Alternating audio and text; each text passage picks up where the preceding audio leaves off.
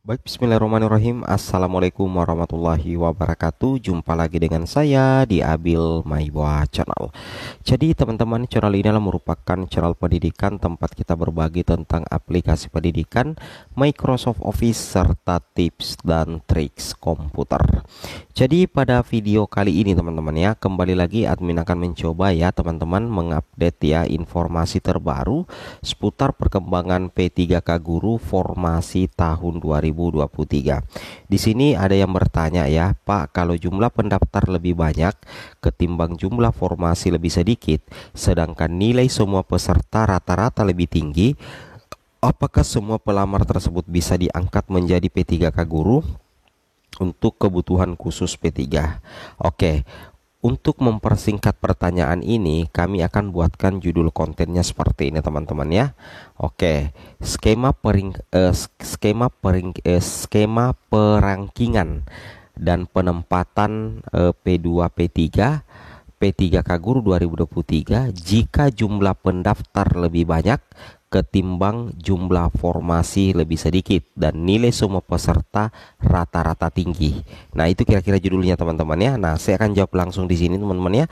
Jadi bagi yang memberikan pertanyaan ini kemarin, teman-teman silahkan teman-teman ya, silahkan teman-teman perhatikan secara seksama. Jadi teman-teman harus pahami ya bahwasanya ketika misalkan pendaftar ya, anggaplah sudah tidak ada P1 ya. Yang tersisa itu adalah P3 misalkan. Misalkan jumlah pendaftarnya itu 50, semuanya P3. Kemudian apa ya teman-teman? Kemudian jumlah formasi P3 yang tersisa setelah penempatan P1 dan jatah untuk P2 itu tinggal 25 teman-teman ya. Otomatis kalau keadaan seperti ini, maka dipastikan 25 orang pelamar prioritas 3 itu tidak akan lulus menjadi ASN P3K. Kenapa? Karena jumlah formasi teman-teman ya, jumlah formasi itu lebih sedikit dan pendaftar jauh lebih banyak, sehingga nantinya bagaimana skema perankingan dan penempatan tuh P2 P3 jika misalkan jumlah pendaftar lebih banyak ketimbang jumlah formasi yang lebih sedikit.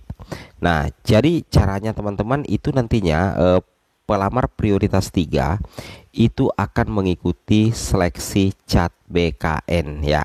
Akan mengikuti seleksi CAT BKN, kemudian nantinya teman-teman ya, itu nantinya akan di ranking berdasarkan hasil ujian mulai dari ranking pertama ya teman-teman sampai ranking 25.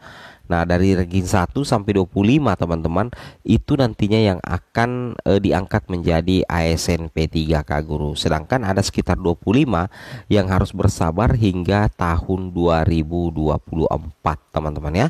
Seperti itu kira-kira. Jadi, kita sudah bisa mengambil kesimpulan ya. Kita sudah bisa mengambil kesimpulan bahwasanya ketika pelamar lebih banyak daripada pelamar lebih banyak daripada formasi, maka persentase kelulusannya itu juga akan menurun teman-teman ya, juga akan menurun atau sedikit.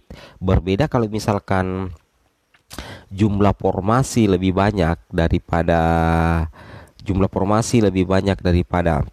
jumlah pendaftar, maka persentase kelulusannya itu bisa naik drastis dan bahkan bisa berpotensi ya untuk apa ya, istilahnya seperti itu teman-teman ya, logikanya seperti itu.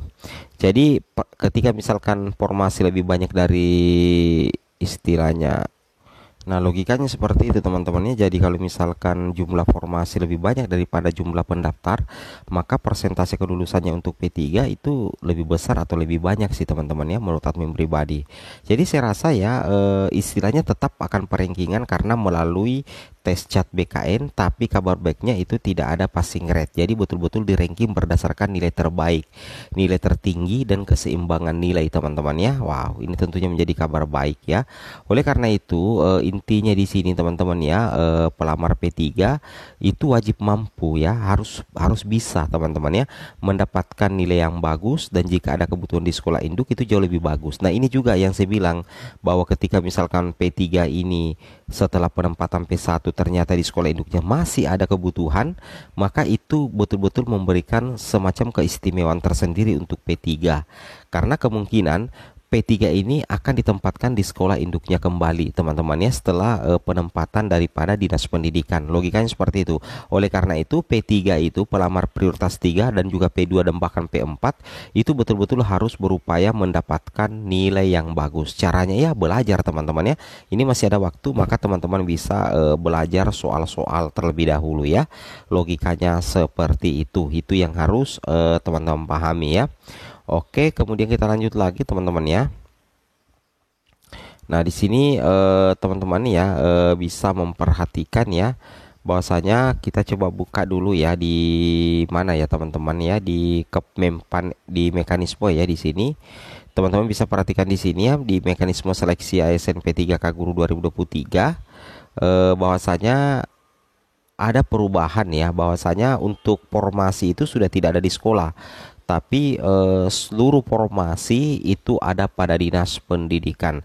Nah, intinya teman-teman ya, karena P3 dan P2 itu akan dites cat BKN dan tidak dikenakan nilai passing grade, maka kata kunci untuk P2 P3 agar membuka peluang lulus di P3K Guru tahun 2023 itu harus mendapatkan nilai terbaik ya. Ini hal ini tidak bisa ditawar-tawar lagi teman-teman ya. Mendapatkan nilai terbaik dan mendapatkan nilai tertinggi itu tidak bisa ditawar-tawar. Kenapa? Karena akan terjadi perengkingan nilai. Karena tidak menggunakan nilai ambang batas. Jadi penentu kelulusan untuk P2 dan P3 itu benar-benar berdasarkan hasil tes kompetensi Bapak Ibu. Baik SJT, manajerial, sosiokultural dan wawancara itu nantinya akan dihitung semua dan akan ditemukan pelamar yang mendapatkan nilai tertinggi dan nilai tertinggi atau nilai terbaik teman-teman ya. Seperti itu kira-kira ya, itu yang harus teman-teman pahami.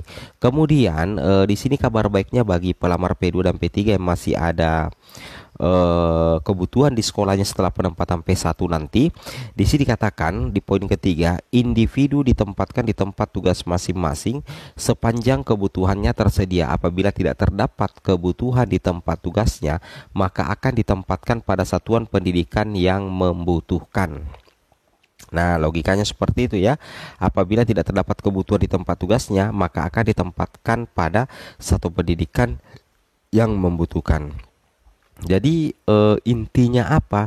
Intinya bagi pelamar prioritas 3 dan P2 yang ada formasi di sekolah induknya ada kebutuhan, maka Bapak Ibu harus berupaya agar mendapatkan nilai tertinggi atau nilai terbaik teman-teman ya. Seperti itu kira-kira ya. Nah, di sini kita bisa melihat ya, untuk seleksi menggunakan CAT untuk P2 dan P3 di sini dikatakan seperti ini, seleksi CAT dilaksanakan Panselnas, materi kompetensi merujuk pada standar kompetensi guru serta kinerja atau peraturan yang berlaku. Nah, jadi nantinya untuk penentu kelulusannya itu berdasarkan ya, saya ulangi ya, untuk penentu kelulusannya di sini tertulis untuk penentu kelulusan berdasarkan nilai ranking tertinggi ya, saya ulangi berdasarkan nilai ranking tertinggi. Oke, semoga bermanfaat. Assalamualaikum warahmatullahi wabarakatuh.